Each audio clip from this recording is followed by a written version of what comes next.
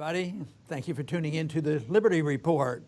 Today's the day we do Mythbusters, and our co-host is Chris Rossini, and Chris is also the editor of the RonPaulLibertyReport.com. Chris, good to have you today. Hey, good morning, Dr. Paul. Great to be with you. Well, are we going to deal with some myths that need to be refuted? What do you have? Yes, we are, and we're going to leave it to a bankrupt government to make even more promises and to promise even more money to the people that it owes. Just yesterday, President Obama was out and about talking about how it's time that we finally made Social Security more generous. So we're going to cover the big Ponzi scheme that would make Carlo Ponzi and Bernie Madoff blush Social Security today. And we'll start with the myth of retirement itself. Actually, this is something the government made up itself. And arbitrarily, they picked an age where people can stop working and then go on the government dole. So, Dr. Paul, please talk about how this all started and also why you didn't fall for it, because you're past the retirement age that government created and you're still working very hard every day. Right. Well, it's happened to start, I remember it very well because I was born that same year in 1935. So I came about at the same time Social Security has come about. But this idea, that Obama says, well, we want to make it more generous, that's sort of like saying we're going to make everybody rich because we're going to mandate a higher minimum wage.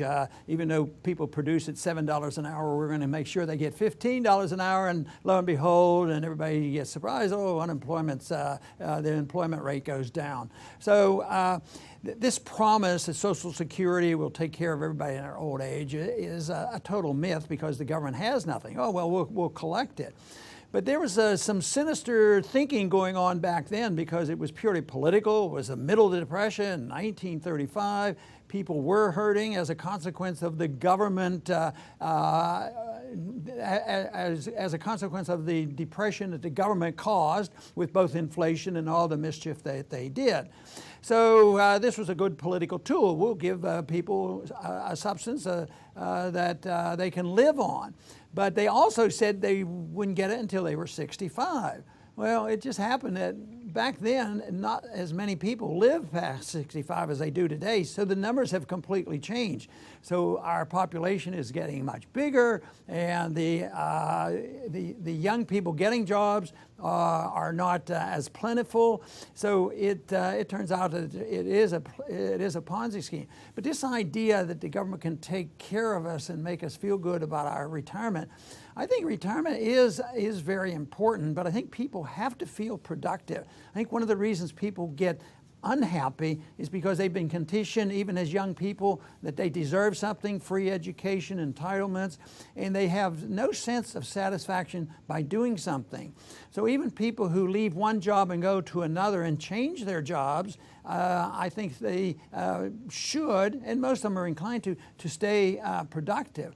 But I've often wondered about how long it would last because a decade or two ago, I saw people retiring from chemical industries and big business and from government. They could work 20 years or 25 years and in their 50s retire with full benefits and medical care. It just didn't add up. The retirement is something that people should have to plan for and not the government. So it was an illusion to think the government could take care of us and provide for these benefits. And if they come up short, they follow the Keynesian notion. Well, what we could do is just produce more money, print more money, and hand it out, and this will make everybody happy. But right now, there are articles coming up in the regular media, the numbers aren't there. There are not enough workers to take care of the growing number of retirees, and the economy is weaker. So people are getting a little bit frightened about getting real income from Social Security because it is indeed a Ponzi scheme, and nobody's quite willing to admit this. And I think people are going to realize it, though, in the next few years with the next big dip in the economy, I think it'd be recognized that the American people the recipients will not be kept up, because you can have recessions and depressions when prices continue to go up. And that is a real tragedy. That is what I anticipate to happen. And that will be the day Social Security should close their doors and develop a new system. Yes, next we're going to talk about the myth of, a lot of people are under the impression, well, I paid into the system, so they owe me. So we're going to talk about how there's really not your money sitting there waiting for you, kind of like with the banking system that, we covered a couple episodes back.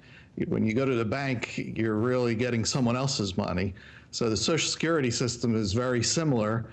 So please talk about how there is no, when you put money into the system, they don't wrap a rubber band around it and say, this is Joe America's money. So please explain how it actually works and why it's trouble. Well, it doesn't work because the money isn't there and the recipients are receiving money that's coming in. That's why it's a Ponzi scheme. So this is a delusion that they have, that they believe that the money is there. It really isn't there, and that it will continue to deteriorate and the benefits will go down. But I believe the government is going to keep sending out checks until the whole thing collapses, because this will be diminishing the amount of money they get. But the government no politician would vote to cut Social Security benefits. That's not going to happen. But the cut will be deliberate. Matter of fact, it's ongoing now, because the cost of living is going up faster than they admit to, so therefore the cost of living increases are not there for the retirees. And people keep saying, well, we have no inflation. Well, why is it that people who are on relatively fixed incomes are complaining? Well, I can't live on this. And the people who are outside of the 1% who seem to do quite well can't live on their current income because there's a lot more inflation. So I think this is, there's going to be an end point to this, and we're fast approaching this. So we need to get the people be prepared for this. The whole thing is that this has been around for so long. People have this confidence that it's going to continue. But even when it was started, it said, well, this is just for a small amount. It's not going to cost very much. And now it's exploded. It's a third rail politics. Everybody gets what they want. Nobody can vote against it, like they can't vote against the military industrial complex. So it was compounded, of course, with the whole idea of a Federal Reserve. It's the backup. That they can always back up any of these programs by just further increasing the money to pay these bills. That, of course, is what we've been talking about for so many months now, about being prepared, because there's an end point to this. And I think if the American people get worried, they ought to be, but they should be worried by questioning whether it's a good idea or not, or whether it's a workable idea. The government has this responsibility and has the ability to take care of individuals. I often think of one thing that comes up always arguing about, when they argue about marriage and spouses and all this, that even, and this is to make the point that your money isn't there because you don't have a beneficiary, you can't design it.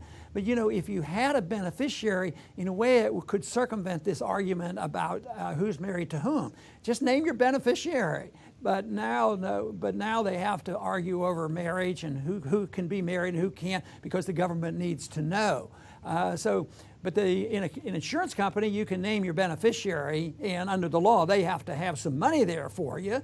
And for the most part, they do, except on times of economic crises that the Federal Reserve creates. So I think the American people are waking up, but I think there's still a lot to be learned about exactly what the problem is.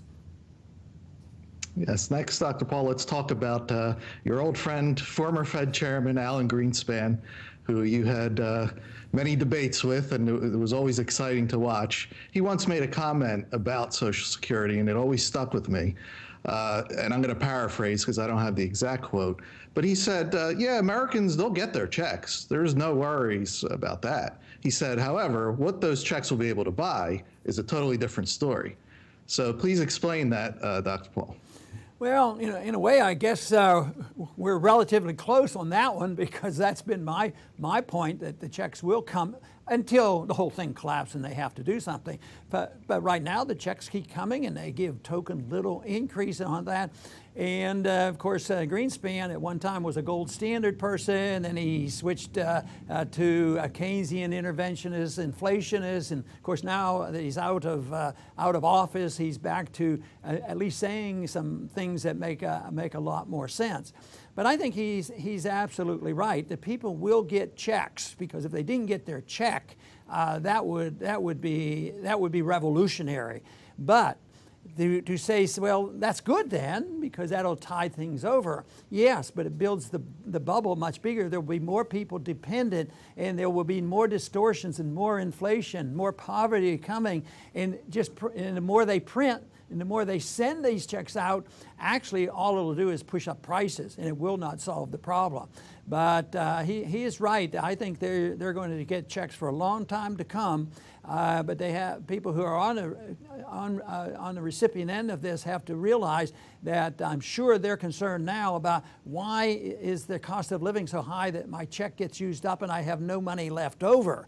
And there's a reason for that, because their inflation rate, their price inflation rate, is much higher than the government admits. So in a relative sense, I think Greenspan is saying the right thing, and hopefully he has returned to his more Austrian economic position and goes back to advocating the gold standard as he once did in the 1960s.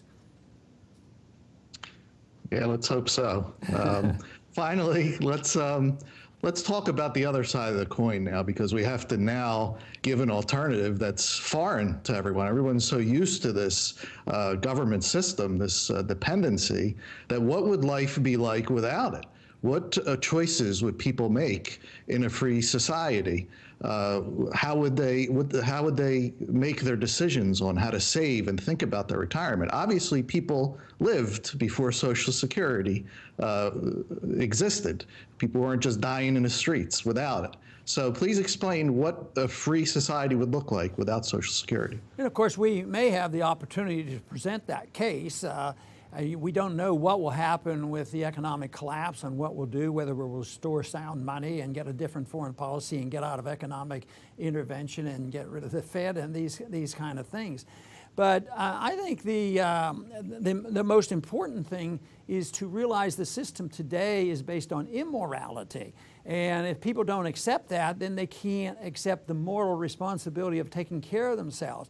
Because today, there's been many generations who have been conditioned by the entitlement position, that they are entitled to it, they have a right to it, and therefore they will dwell on this whole thing of taking it from those who have survived, and whether they've survived because they worked hard and saved, or whether they survived because they were part of the 1% that lives off the government.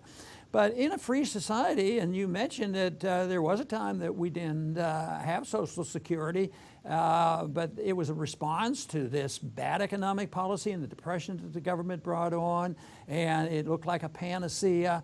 So it is something that has been with us for a long time. So nothing is going to work in the free market unless people change their minds and assume responsibility.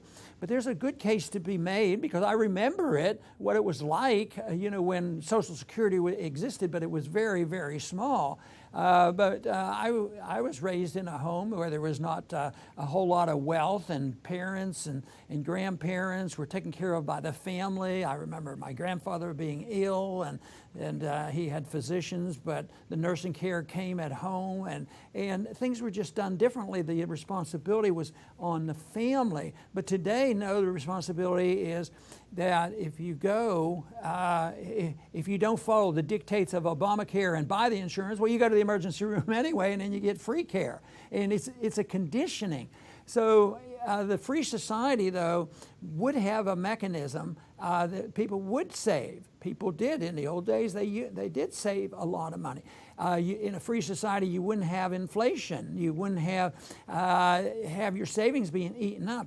In a free society, you would have sound money. So if you saved up $100,000 and it was making 3 or 4%, you actually had a little bit of income to buffer you over. But today, the government teaches you don't save money. It's wrong to save money. And if you do, we're going to punish you. Not only will we not pay you any interest, we may make it negative interest. Or if it was making more, they might, charge you taxes on your interest. So in a free society, you have sound money, maintains its value. Matter of fact, the general rule is if you have sound money and a gold standard, prices gradually decrease because there's an increase in productivity, so the value of the money and the purchasing power goes up. But people are conditioned otherwise, don't save money and the government will take care of it. So it's changing this mental status to the point where, yes, you can do it and you're able to do it.